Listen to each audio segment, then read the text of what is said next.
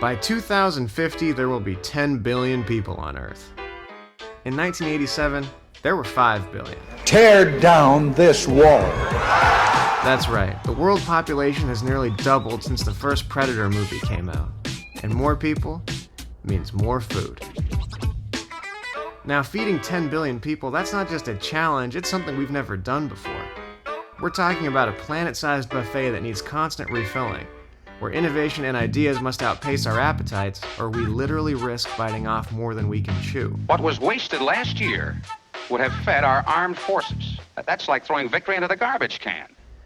But we're the human race. We invented the wheel, we harnessed the power of fire, we turned corn from this flimsy thing into this gigantic yellow monster. We even grew potatoes in space. So although feeding all these people is going to be a challenge, if we learn more about the world of food, we can all make the choices we need to make sure this huge round buffet table never runs empty. This is Real Ag. Production of Real Ag is made possible in part by an underwriting grant from Kansas Farmers Union, working to protect and enhance the economic interests and quality of life for family farmers, ranchers, and our rural communities. Learn more about our mission of education, cooperation, and legislative advocacy at kansasfarmersunion.org.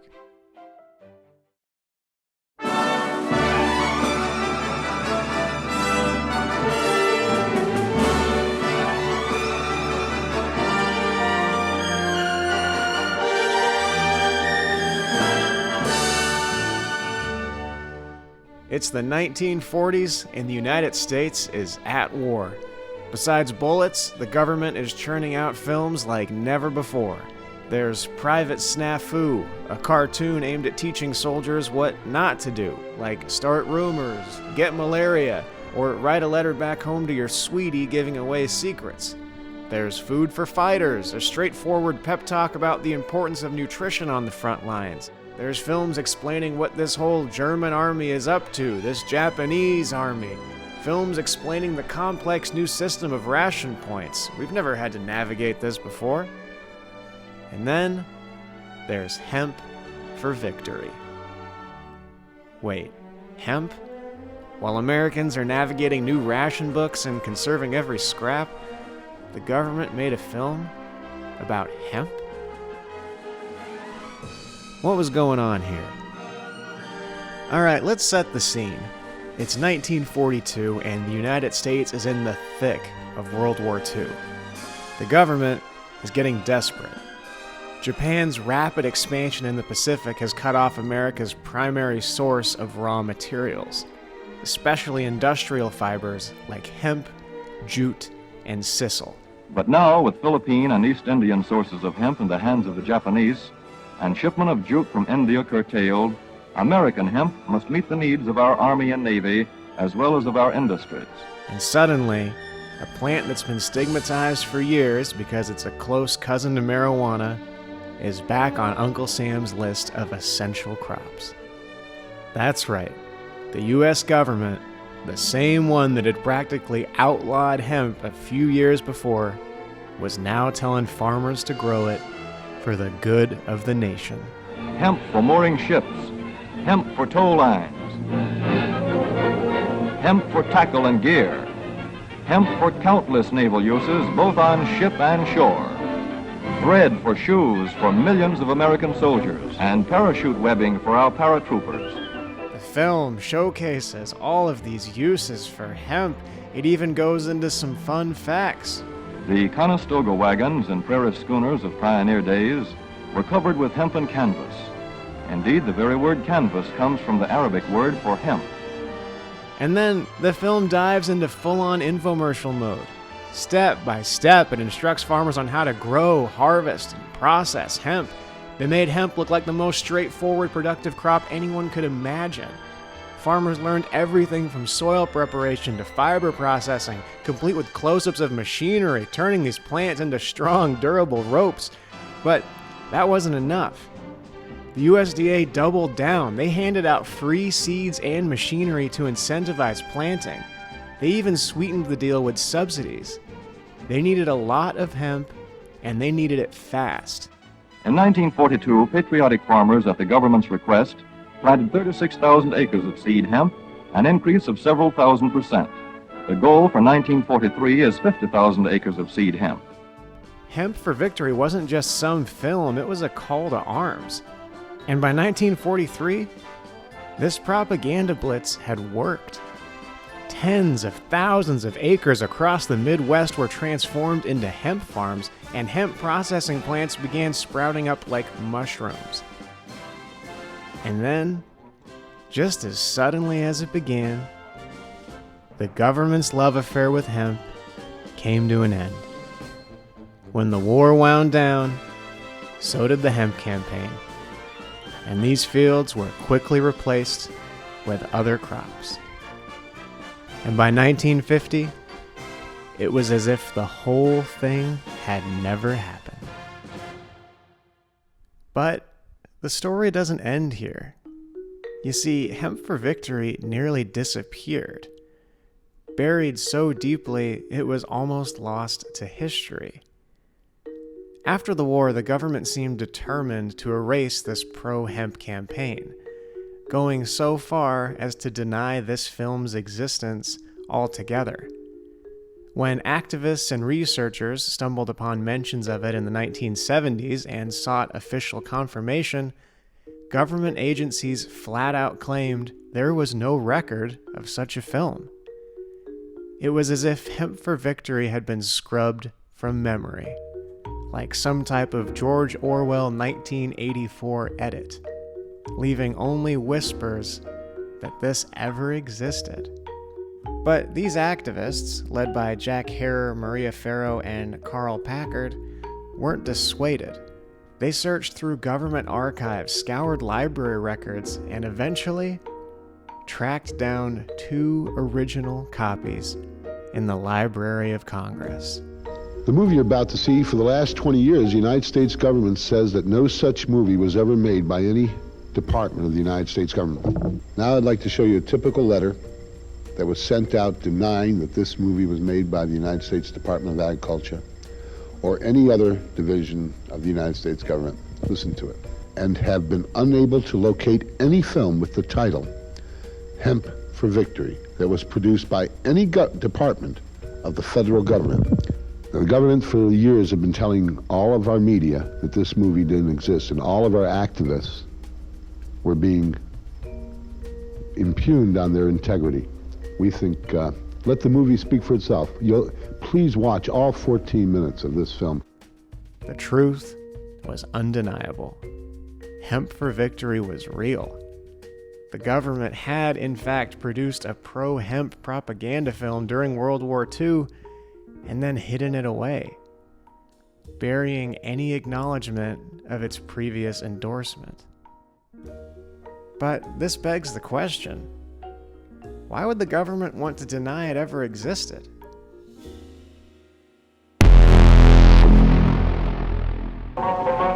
These high school boys and girls are having a hop at the local soda fountain. Innocently they dance, innocent of a new and deadly menace lurking behind closed doors. Marijuana, the burning weed with its roots in hell. You see, from the 1930s onward, America was fed a steady diet of anti-marijuana propaganda, painting cannabis as a public enemy, and industrial hemp got caught in the crossfire. Despite its low THC levels, THC is the thing that gets you high, and usefulness for ropes, oils, and fibers, hemp was lumped in with marijuana and branded as a danger. Rolled into harmless-looking cigarettes, hidden in an innocent shoe. In fact, you could probably make a pretty safe bet that if you named any year between 1935 and 1990, you could find some piece of anti-marijuana propaganda. Films like Reefer Madness, Marijuana with an H, and Assassin of Youth weren't exactly subtle. Debauchery, violence, murder, suicide. This was shown in schools. Year after year, more of these things came out, and in the process, the lines between marijuana and hemp, that practical, non-psychoactive plant, were completely blurred. Another depressant is marijuana, derived from the hemp plant. The waters were so muddied that few people remembered that these things were actually quite different. Every time you blow a marijuana cigarette, you take a chance on blowing your future. But by the Cold War, this anti-cannabis message was rock solid. Cannabis was linked to the counterculture and rebellion, and the government wanted to look tough on anything remotely subversive. Admitting that that dangerous plant that was outlawed had once been a patriotic crop essential to the war effort would have exposed a pretty messy contradiction. So Hemp for Victory was buried, along with any memory of hemp's past, preferring a clear-cut anti-drug narrative over confronting years of muddy misinformation. It would be stupid to take a chance. After all, he's no psychological cripple, unable to cope. Who needs a grass crutch? Much better to keep off the grass. But let's forget marijuana for a little while. Is industrial hemp still important? Sure, it made ropes and sails back in the old days, but does it have any use now? So one of the first things I want to show you is this vase. This vase has a lot of miles on it, so you can see it's a little cracked in the back, but this is 3D printed with a filament that is 50% hemp and 50% fiber. This is what that filament looks like. And so through our processing facility, we can actually micronize the hurd. The hurd is the inside woody substance of the plant stalk. And when you micronize it, that's how you can get it into injection molding, which will do the 3D printing. Another company that we really love is Hemp. And so she makes blends of hemp, cotton, alpaca, stocking caps, and like hiking socks, like big, thick socks. Hemp Vision, this is another 3D printed company that does sunglasses. Hempy Hearts, which is out of Wichita. And so they will actually take the grain, clean and separate it, and have a protein-rich product. Meet Melissa Nelson Baldwin, one of the co-owners of South Bend Industrial Hemp, a family-founded business on a mission to revolutionize agriculture through hemp. Not only are they assisting in bringing back those essential hemp staples from the past, like fiber, rope, and seed products, they're also pushing forward to explore what hemp can mean for the future, including sustainable building materials. So this is flooring that is tongue and groove, just like your normal wood flooring, hardwood flooring that you would see now. They have all different types of stain finishes, but this is the hurd and the fiber compressed down, and then they actually use a soy-based resin. So this is a 100% natural product. We do hempcrete. So hempcrete is our hurd like this that is mixed with lime and water.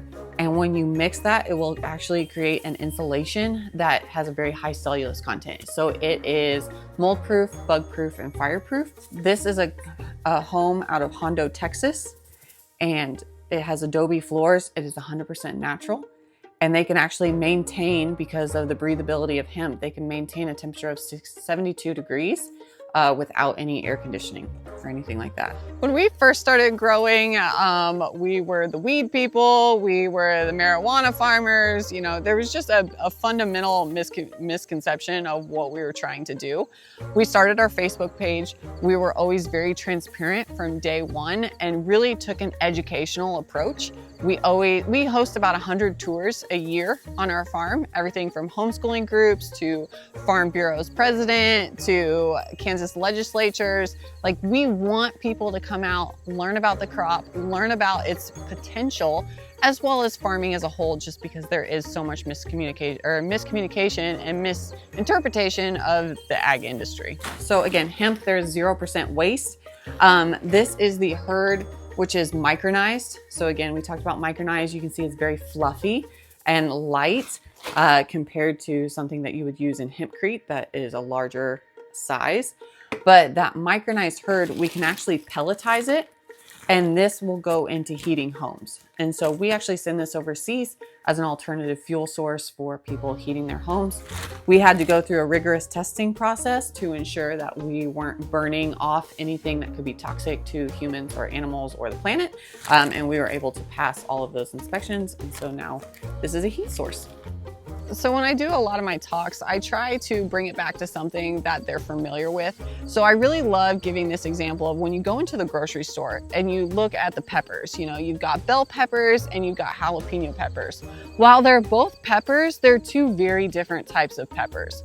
So you have cannabis as a whole, and then you have hemp and you have marijuana. Two very different types of cannabis, and they are separated by that 0.3% THC. So it's just something to think about. We can always learn and evolve and educate ourselves about new opportunities. So let's go through some hemp history here. In 1970, the Controlled Substances Act was passed. In this act, the U.S. government classified all cannabis as a Schedule I drug, putting it in the same category as heroin. As a result, hemp, which as we know was once a staple in American agriculture, was completely shut out of the market, and farmers, processors, and researchers were blocked from exploring its potential. But this act's impact wasn't just regulatory. It also reinforced the stigma around hemp by aligning it with hard drugs like heroin. This left a lasting legacy that only began to shift after the 2018 Farm Bill legalized the production of industrial hemp. It's hard to be upset about the misconception just because, like in my lifetime, I'm 34, it's never been legal. So you don't know what you don't know. And actually, when Aaron and Richard brought this to me, I said, no, I don't want to be a part of this. Like, I'm not into the weed and things like that. So I was one of those people that was misinformed at the beginning, which is what drives me to continue to educate, to do these interviews, to talk to people, and really set the record straight on what this crop is and the differences between its sister plant. This is hemp seed. Be careful how you use it. For to grow hemp legally, you must have a federal registration and tax stamp. This is provided for in your contract. Now, here's where things get even more interesting. As you saw in this clip, even during World War II and the Hemp for Victory campaign, farmers still needed special government-issued cards to legally grow hemp. Now, let's fast forward to the post-2018 era after the Farm Bill legalized hemp production again, and you might think that this legalization opened the floodgates for eager farmers. But new barriers have quickly emerged. For example, we self-funded our processing facility because no bank wanted to touch us. Hemp was too high risk, it was too unknown, particularly back in 2020. And so we really had to grind and make it work and find that. Now, in turn, insurance. Nobody wanted to insure us. And so we did a lot of educating through Farm Bureau, and they actually gave us the first hemp commercial policy, which allowed us to insure our processing facility. In turn, the challenges there, we've been able to communicate with farmers effectively, get a great growers program, let them have success. As you know, good news travels fast, bad news travels faster. So we needed our farmers to be successful on that first try. The learning curve was very, very steep for us in terms of achieving success. Now, as we've gone through the processing facility, there is no one that we can really call. If the machine breaks, it's up to us to fix it. It's up to us to find solutions to our problem. And then once you do have a final product, there are so many regulations that are still keeping us from being streamlined because there are so many freight companies that won't carry us because we're hemp. Even though what I showed you is a building material, there's no cannabinoids, there's no THC, there's nothing in that plant. We're essentially shipping sticks or pine shavings. They can't be on certain commercial carriers because of the hemp name. It's really as cliche as it sounds. The small businesses and the farmers are the backbone of the country. And to me, it's insane what they have to go through just to grow the plant. Imagine having to get your corn tested in order to harvest it and to take it to market, right?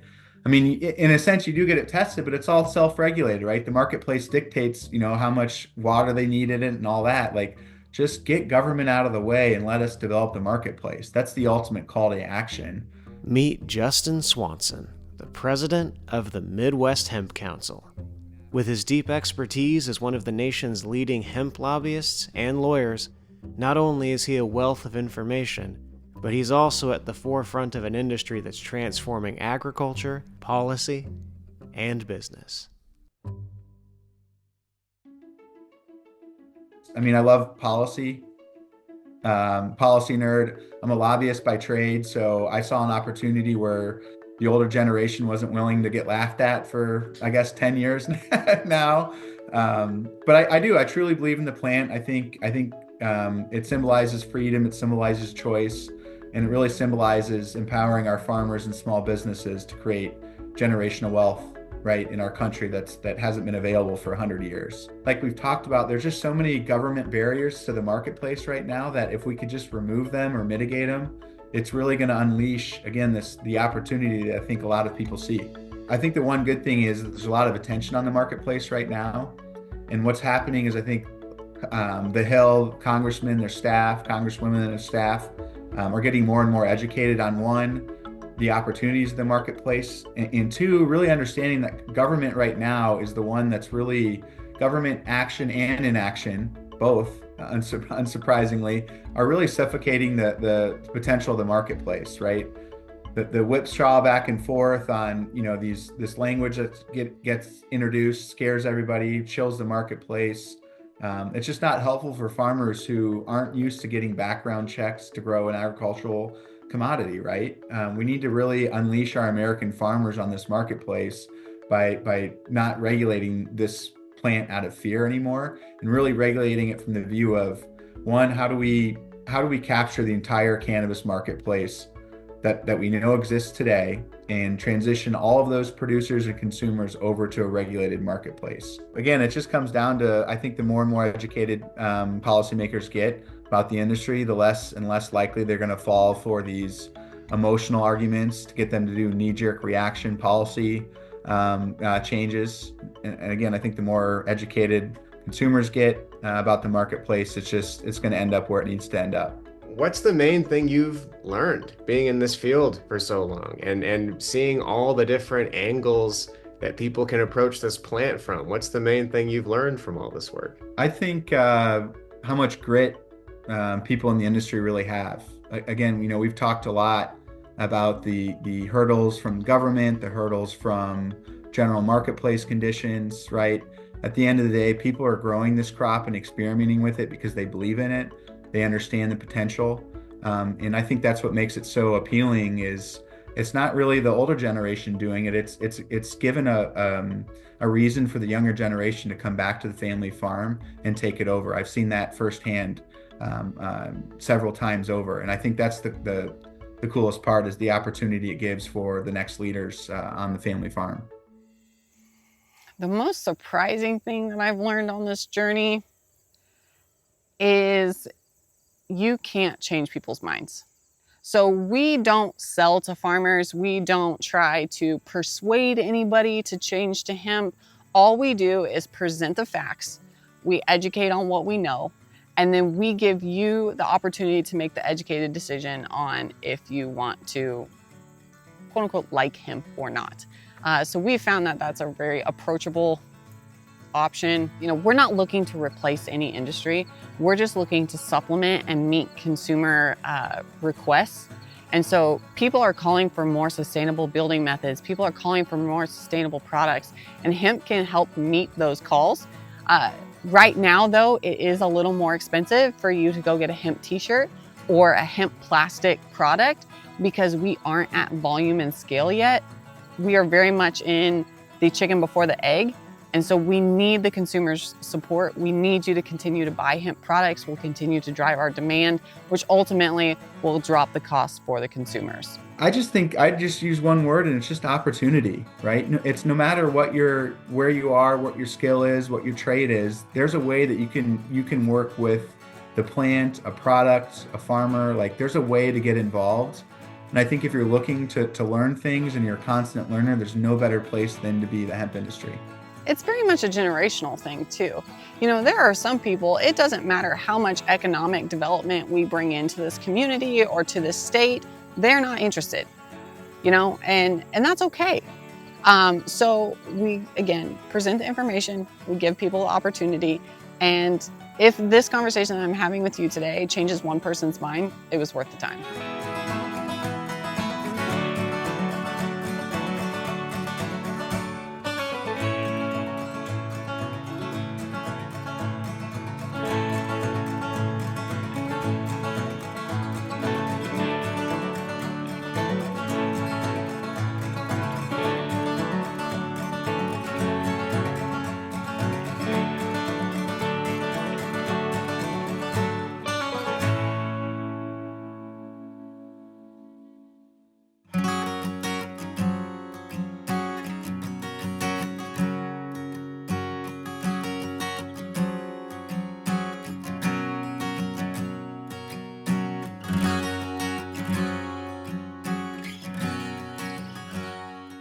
Production of Real Ag is made possible in part by an underwriting grant from Kansas Farmers Union, working to protect and enhance the economic interests and quality of life for family farmers, ranchers, and our rural communities. Learn more about our mission of education, cooperation, and legislative advocacy at kansasfarmersunion.org.